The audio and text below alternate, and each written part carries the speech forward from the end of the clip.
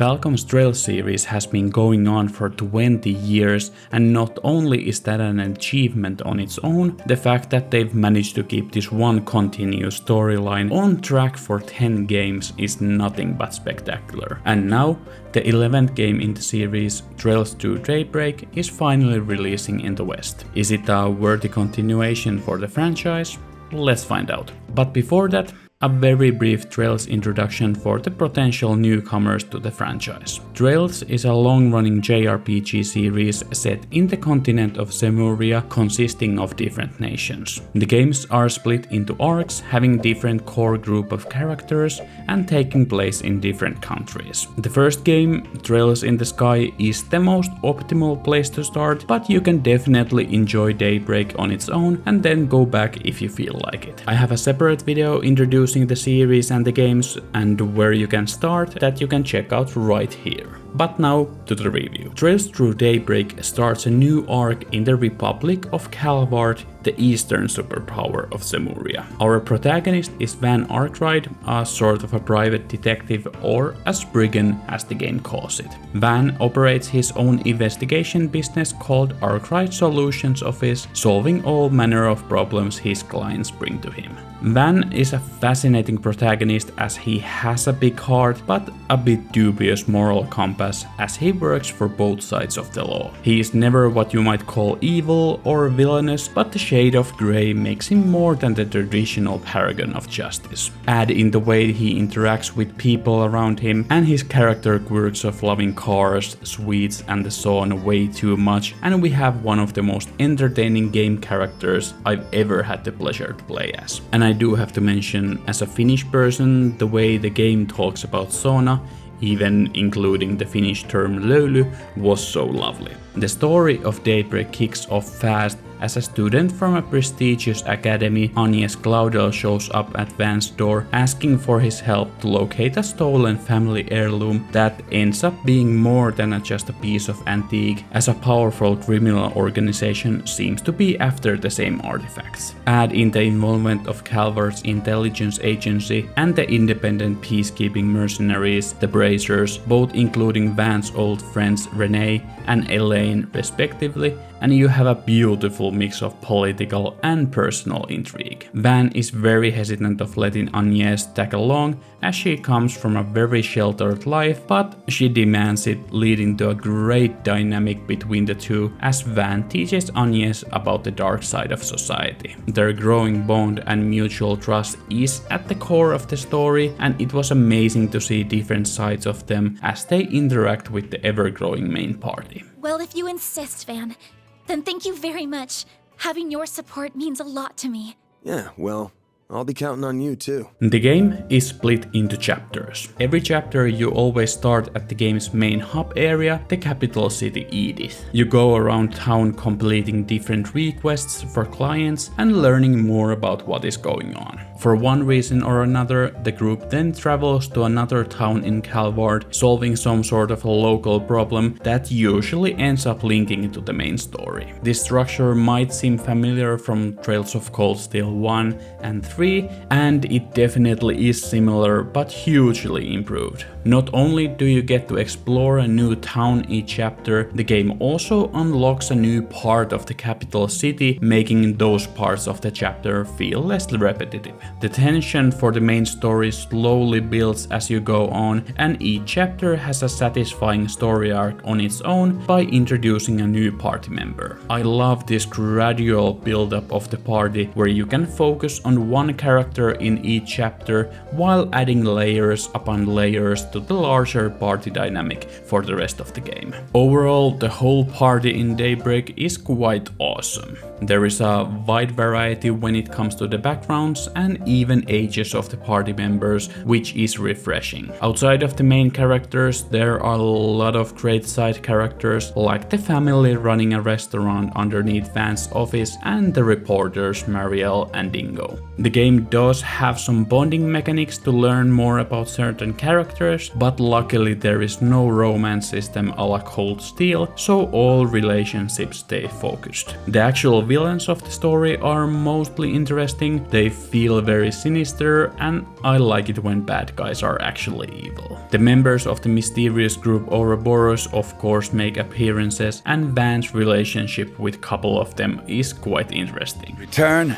I expect you to forget about the car shit and let bygones be bygones. Representing Van's grey moral scale is a new alignment system split between law, grey and chaos. The game's side quests give a certain amount of points to each alignment, and most of the side quests also have a choice affecting how the side quest ends and giving you extra alignment points based on your choice. Earning enough points will raise the alignment's level up to level 5. The alignment affects certain moments in the game, but does not affect the ending or the main story in any meaningful way. I like the system, the choices add some spice to the side quest, and your alignment effects, especially in chapter 5, are pretty cool. Beside the alignment mechanic, the biggest change Daybreak makes to the Trails formula is the combat. In Daybreak, the combat is split between action combat and turn-based combat.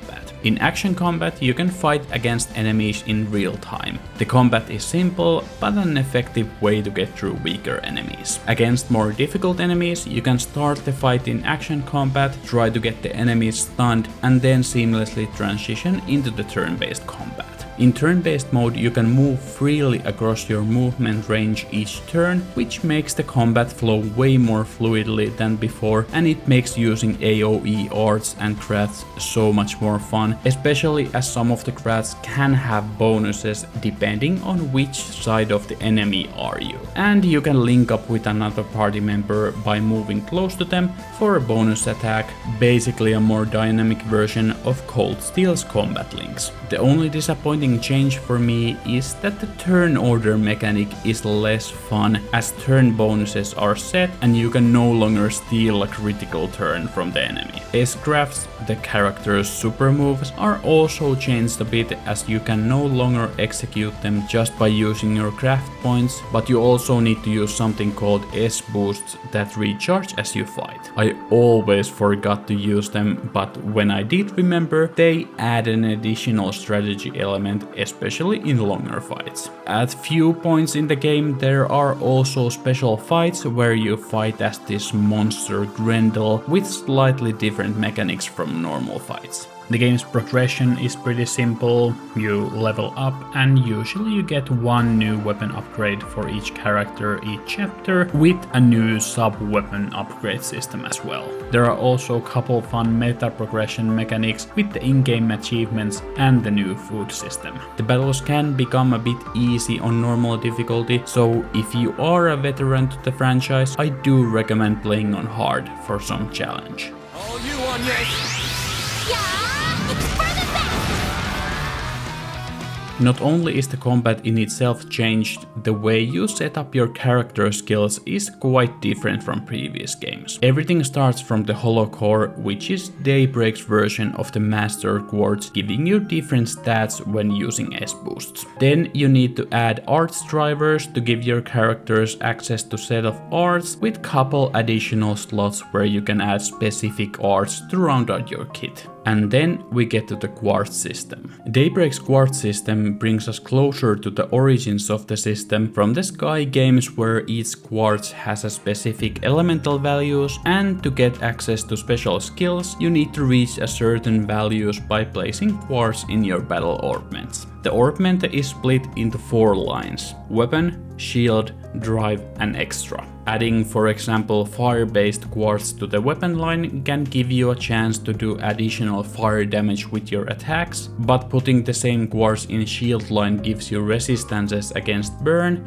or the drive line boosting your fire arts. More powerful skills might require multiple of different elements on the same lines, but some of them, like the stylish shard execution of low health enemies, can be hugely beneficial.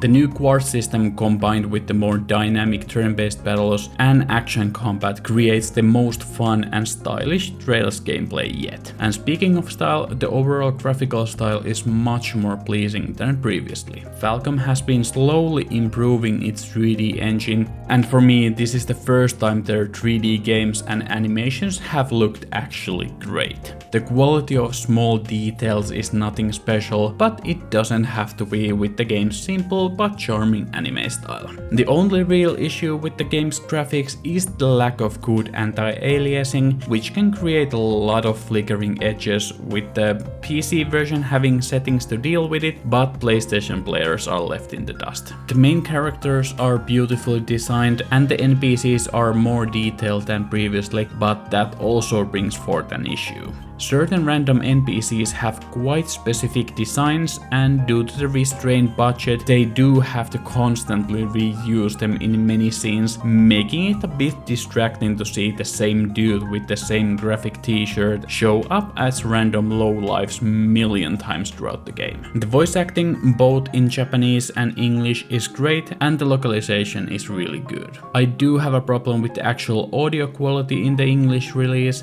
as the sound mixing is quite rough at points and some of the VO recordings feel a bit amateurish with quite unpleasant harsh vocals. Actually, even realer than real. Glad I decided to come, even with what Abi said. Abi? If I recall, that means... On positive side, the music is some of the best the series has to offer and has a lot of variety. From smooth jazz tracks,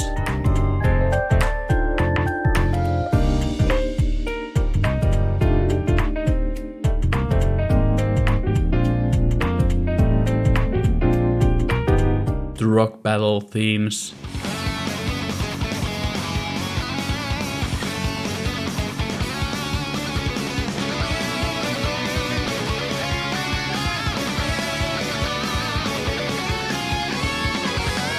to electronic music,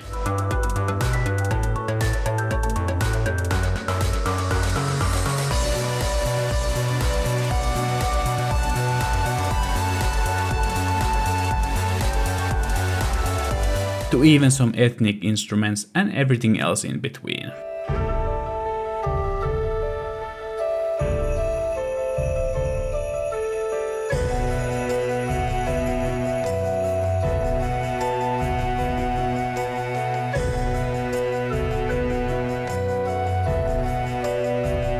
When you count everything together, Trails Through Daybreak is my favorite Trails game, and honestly, it's not even close. The story is great and impactful. I haven't felt this connected to a cast of characters since the Sky trilogy, and the combat is on another level. It's the first time I've truly enjoyed the 3D art style, and the brilliant music wraps it in a nice package. Daybreak takes everything I love about the Trails franchise and embraces it. And not only is it the best Trails game, it's one of my favorite JRPGs in general. I know I probably don't have to encourage existing Trails fans to play it, you guys are already playing it, but this is a game that should be experienced by more people. I know I always primarily recommend people starting from the beginning of the Trails series with Trails in the Sky, but if you find Daybreak at least a bit interesting, just give it a shot. You won't be disappointed. Thank you for watching, and I hope you found the review helpful. Man, I love this game so much, and I cannot wait to see people's reactions to it. I would actually love to hear if you are going to play it, or if you already have, what did you think about it? Let me know in the comments down below. And if you enjoyed the video, please consider subscribing. Thank you and have a great day.